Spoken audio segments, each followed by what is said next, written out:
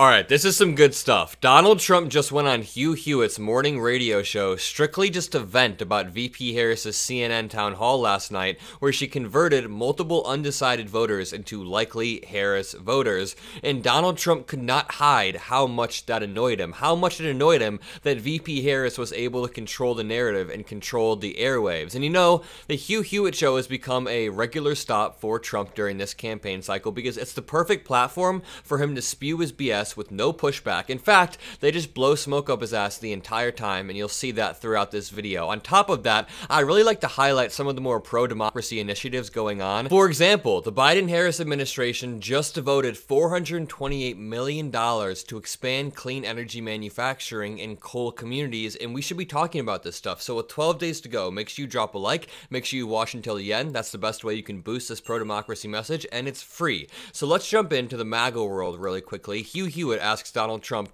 if Kamala wins, she'd have to deal with Xi Jinping. How would he handle her? And the way Hugh Hewitt even asks this question shows that he's scared to ask it. So this is a hypothetical, Mr. President. If somehow Kamala Harris managed to win this, she would have to deal with Xi Jinping, with whom you have dealt for a long time. How would Xi handle her? Like a baby. He'd take all the candy away very quickly. He wouldn't have any idea what happened. It would be like a grand chess master playing a beginner. We would lose our country or be in World War III. It could be that would happen too, because she'd get exasperated. She's in no way able to handle him. He's a fierce individual. I watched her charade last night on CNN. It was an embarrassment that she's running for president. Okay, we'll get into his rant about the CNN town hall, but that entire rant was so deranged for a few reasons. Xi Jinping is a grand chess master, and Kamala Harris and her advisors would be like beginners. If that's the case, how come Kamala Harris has outmaneuvered you every step of this campaign, including beating you so badly in the first debate that you refused to do the CNN town hall last night that you were supposed to be a part of? This was planned for months, and Donald Trump dropped out. So every time he says that VP Harris is low IQ, she's dumb, or that she would get eaten alive, or that she's like a beginner chess player and Xi Jinping's a grand master, that is him projecting because he got outmaneuvered by VP Harris's campaign. And also, she's been shadowing Biden for 4 years, and Biden's foreign policy is leagues better than Donald Trump's ever will be. Also, this is supposed to be the patriot that Republicans look up to. He sounds more pro-China in this clip than pro-American. He sounds more pro-Russia half the time. I mean, Donald Trump's plan when it comes to foreign policy is number 1, ceding Ukrainian land to Russia, therefore kicking the can down the road. Number 2, emboldening people like Xi Jinping in the process so he can grab Taiwan and at least get a little bit of land because, hey, look, Donald Trump let Vladimir Putin keep a few pieces of Ukraine. And number 3, he wants to let Netanyahu do whatever the hell he wants, and when at least President Biden is trying. Listen, I think Israel has the right to exist and the right to take out Hamas, but I think Netanyahu is a terrible leader and a terrible person who mirrors Trump in a lot of really eerie ways. So Netanyahu objectively is not a good leader, and I think Biden realizes that more so than Trump. So all in all, Trump's foreign policy is much worse, much more infantile, much more juvenile. And I have a serious question for the Trump supporters watching, because I know you guys are watching. I've been reading the comments lately. I see the trolls. If you sat down Kamala Harris and sat down Donald Trump side by side and quizzed them both on the history of Israel-Palestine, who would know more? Does Donald Trump even know that the year 1948 is of significance? What if you sat them down and asked them about Russia and Ukraine? Could Donald Trump even point to Ukraine on a map? Now, here's Donald Trump ranting and raving about Kamala Harris's town hall. He sounds like a deranged old drunk uncle. I'll get him out. There's no reason for him being there right now, except that he doesn't respect Biden and Kamala. Who would? Yeah, Who would respect them? I think you're right. I watched her last night, and she's like a child almost. So Trump's call is breaking up there, but he was saying, who would respect them? She's like a child. He's genuinely projecting so hard when people that have worked with him have said he has a childlike understanding of the world around him. I mean, sorry to go back to this clip that we just watched, but when it comes to foreign policy, Donald Trump's closest advisors, Donald Trump's 4-star generals, the people around him have said, this man is more of a threat than some of our adversaries because he's from within. It was pretty awful last night. She can't communicate very well. And today's Wall Street Journal number. Performance. Yeah, it was the worst performance. She hasn't had a good one, but this was the worst performance. when you watch it, it was a longer period. Yeah, And I know you're joining me by with, cell. with Brett Baer, the way they were rushing the questions, the people here, her people were screaming at him to stop. Now with you, because you have a tendency to go much longer than you agreed to, my people will say, "Thank you, sir. Thank you," and you go through them like it's candy. Okay. Go through them. I'm sorry, but hearing him slightly cut out through his unhinged rambling kind of makes it 3 times more funny. It cuts out and he goes, "Candy," and he goes, "I'm sorry, sir," and then it cuts back in and he's like, "Kamala." Like Grant took Richmond, okay? But Your comms people are pros. Your comms people are pros. Let's go back to the biggest threat, nuclear war. It's probably Iran. And our enemies, the other ones can be deterred with someone like you and a good secretary. Okay, we'll come back to this interview, but there's a lot more I want to break down. The reason why Donald Trump was so mad is because of clips like this. The CNN asks, "Did any of the 5 of you live here tonight?" CNN asks, "Did any of you guys leave here more likely tonight, more likely to vote for Donald Trump?" I'm going to run short of time in a second, so let's pretend this is a secret ballot and there are no cameras here. That's a joke. That's a joke. Is there anyone, do any of the 5 of you leave here tonight more likely to vote for Donald Trump? No, none of you. So all of you... None of them. And the intention of this town hall originally was for both candidates to come and persuade voters, but only one candidate came, and VP Harris leveraged that to her full ability. And I have some funny tweets I want to show you really quickly. So Peter Navarro is tweeting at John Kelly randomly. Peter Navarro, who got out of jail for Trump recently and then immediately spoke at the RNC, said, "Attention, CNN, MSNBC, Fox.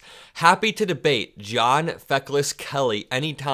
No one knows the bully coward better. A general who repeatedly refused orders from his commander-in-chief, endless war globalist scum, failed chief of staff." Just the fact that Peter Navarro is asking to debate John Kelly. Do you understand how beneath John Kelly that is? To debate somebody who just got out of prison. John Kelly is a decorated general who's doing this out of concern for his country. Why would he walk on a debate stage? This is literally just going, "Debate me, bro. Debate me, bro." Oh, this one's even worse. Pastor Greg Locke, a close ally of Trump, said, "You know why all these allegations against Trump suddenly cropped up the last few days? It's a diversion because Kamala and P. Diddy news is about to be blown wide open. She's wicked and corrupt to the core. The perversion is purely satanic." When Donald Trump is the one who has praised Diddy. Donald Trump is the one who was close friends with Diddy. And then let me bring you over to Donald Trump's late night meltdown. I'm pretty sure he posted this at about 10 or 11 his time. He said, "Comrade Kamala Harris sees that she is losing, and losing badly, especially after stealing the race from crooked Joe Biden, and now she is increasingly raising her rhetoric, going so far as to call me Adolf Hitler." Really quickly, didn't your own vice presidential pick call you Hitler? And anything else that comes to her warped mind. She is a threat to democracy, and she's not fit to be the president of the United States, and her polling so indicates. Her polling genuinely is neck and neck with yours. You're getting basically the same polling number. She's actually ahead in a few key swing states.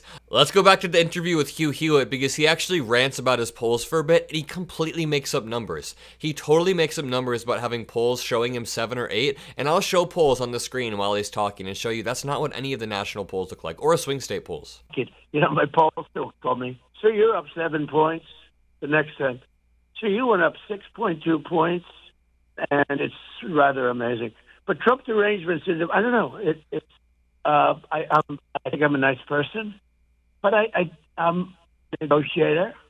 But I win. Look, I've won for the Republican Party. I've taken the Republican Party and made it. You won one time by an absolute whisker. You won by a whisker, if I want to flip his words back on him. And that was in 2016, and he's lost them every election since. So he can't call himself a winner, especially when he chooses the worst MAGA candidates to run. He always says he picks the best people, he hires the best people. His cabinet had a 92% turnover rate, and every single MAGA candidate he chose, not every single, but about 90% of the MAGA candidates he chose lost. Like Pennsylvania, Oz versus Fetterman. Fetterman was down 6 or 7 points in the polls, and he ended up wiping the floor with Oz. So that's absolutely amazing. But yeah, as I was showing on screen, Trump is making up these poll numbers. There is not a single poll from the last few weeks showing Trump up 6 or 7 points. He just says that because he so desperately wants to lay the groundwork to claim there was election fraud again. At the same time, this morning, Mayor of Waukesha, Wisconsin, a lifelong Republican, just came out and said he will will be voting for Kamala Harris. This clip is going mega viral. Take a look.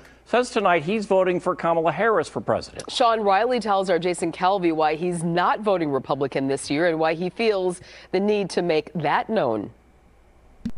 It's a Republican city in Wisconsin's largest Republican county. It's difficult. I mean, the easy thing to do is to just not say anything. Waukesha Mayor Sean Riley grew up Republican and voted that way for most of his adult life. I also feel just in my heart that this is something that I need to come out and say. Saying something that might upset the people who put him in office. I am going to be voting for Vice President Harris to become our next president. Riley tells me he voted third party in 2016, voted for President Joe Biden in 2020, but kept that to himself. For other offices, he says he votes Republican more often than not. Now this red city mayor's publicly endorsing blue for president. I am terrified of Donald Trump becoming our next president for all the reasons I've indicated.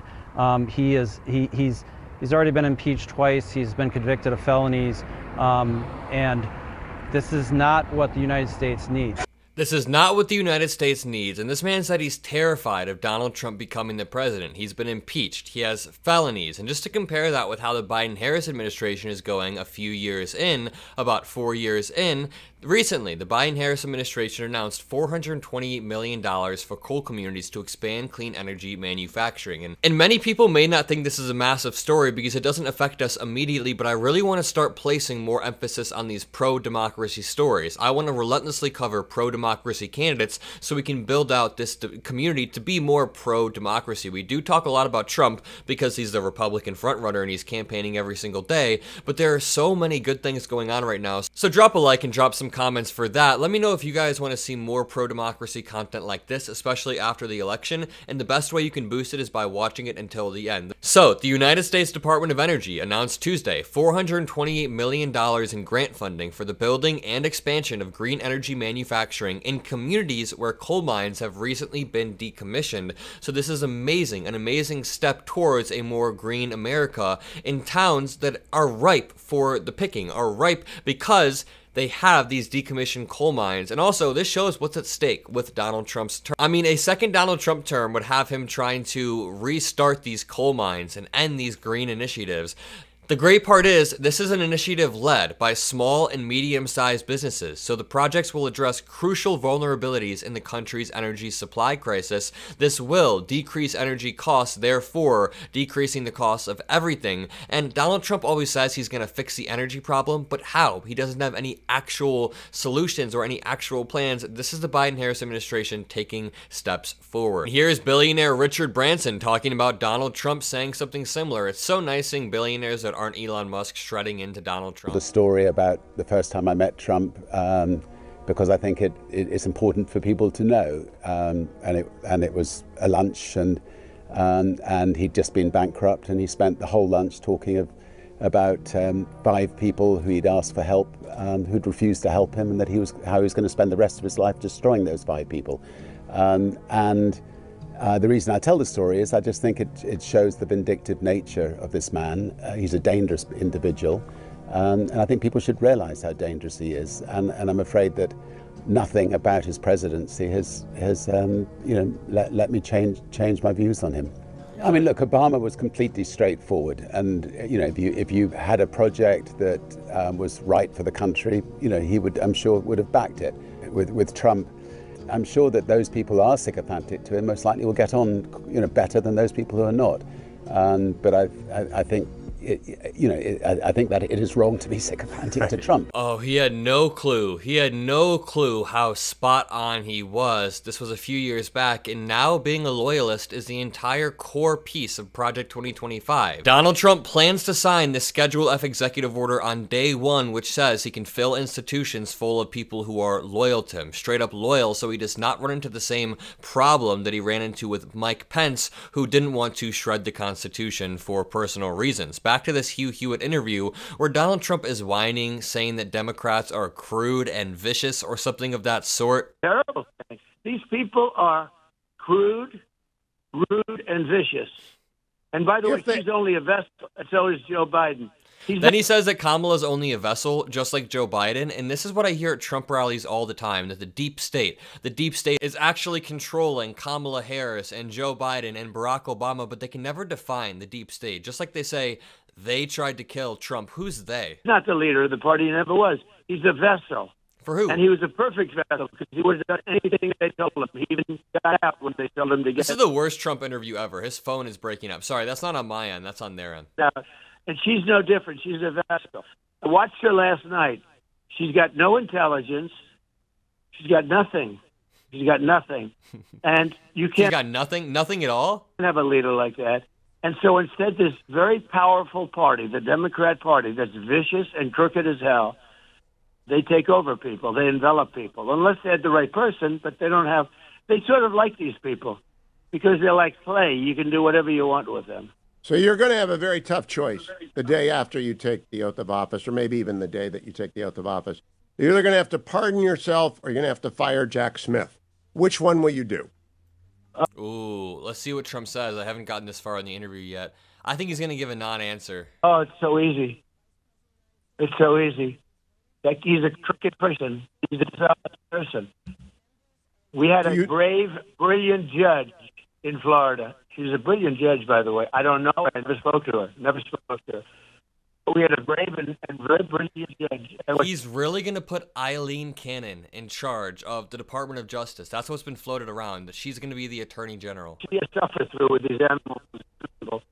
She was listening to why you're putting out statements. She doesn't move fast. She doesn't that well. She moved fast.